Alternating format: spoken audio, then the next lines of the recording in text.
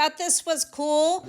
We just went through Chester, the home of Popeye. This should date my age, but we're going into Illinois to look for some chestnuts. See you then. All right, we have found a place close to Chester that has chestnuts. So we're going to be picking some, but let me tell you how you pick them. First of all, you have leather gloves on because these are like a weapon. I mean, I've said that in other videos when we've gone to other places.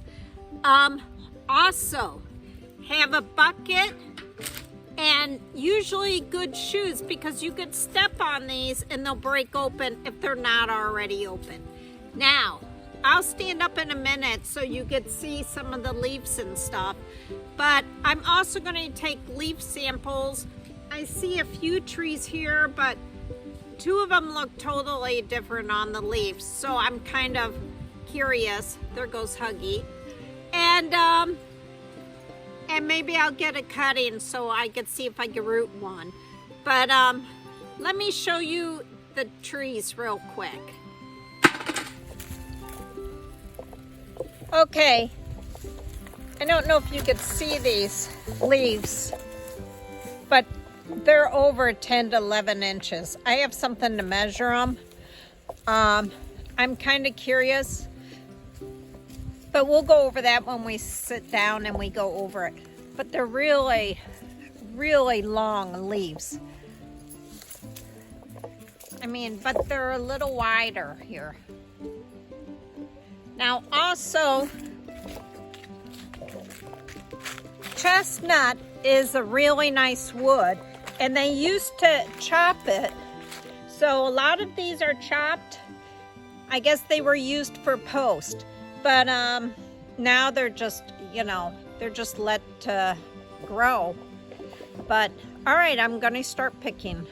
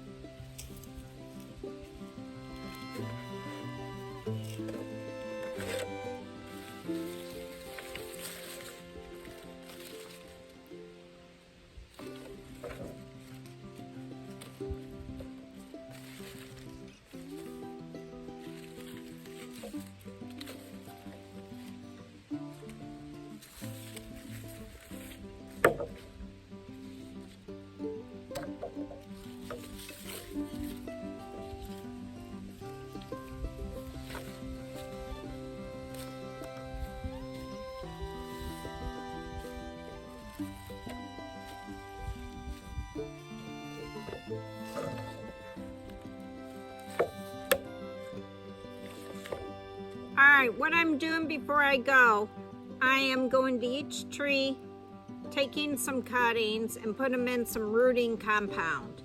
I'm also taking some of the normal size leaves, not the little new ones, and putting them into a book for number one. Then I'll do tree number 2 and tree number 3. I think number 3 is different than 1 and 2. I mean, their leaves are really narrow, and the nuts are smaller. So I don't know if it developed different. I mean, they're all within 100 feet of each other. So, but all right, let me put this in and then I'll show you the results probably at home. All right, we're back home and we got to stop by at one of my friend's house that grows Chinese chestnuts. So I got to get some leaves and a couple of those. Those are so different than the 3 trees that I visited. And number 3 tree is the most unusual in that it has a hook for the leaves. And it's a little more narrow, I think. And the other two, number 1 and 2, have wider leaves and have the point that goes more sideways. It's really hard to tell. I'm not a specialist on this. It's just kind of fun. So, and also one of the trees had, and I couldn't tell because they all fell in the same area, had just one nut in the husk. And so I really looked at some of the leaves. Some of the leaves were over 11 to 12 inches. So for the research I found, that could be the Spanish, or also known as the Sweet Chestnut, because they have the longest leaves, with the American Chestnut and also long but not as long. So, I mean, typically they have 3 nuts. Usually just the middle one really forms well and the others don't. But who knows? Take a look at the pictures. I'm really curious if one of them is the Spanish. And I noticed, you know, some have a pattern on the bottom. And I put pictures, and the top is different. So number 3 has the longer top. And so it was a lot of fun. So the next videos concerning chestnuts is, what do we do with them? Well, I'm going to show you how you can prepare them. And another thing is, I really want to propagate some of these by seed. So I have 3 ways of doing that as well. And so we'll go over that in the next videos. And this is Sabrina and Huggy from Campbell's Freedom Farm. I would love to know if you think one of those trees is the Spanish tree. I also put pictures of the bark. You know, you can kind of see one of them did have that swirl of the bark. But again, you know, they used to cut those limbs a lot for wood. So this is Sabrina from Campbell's Freedom Farm. Have a great day and go chestnut hunting. Take care.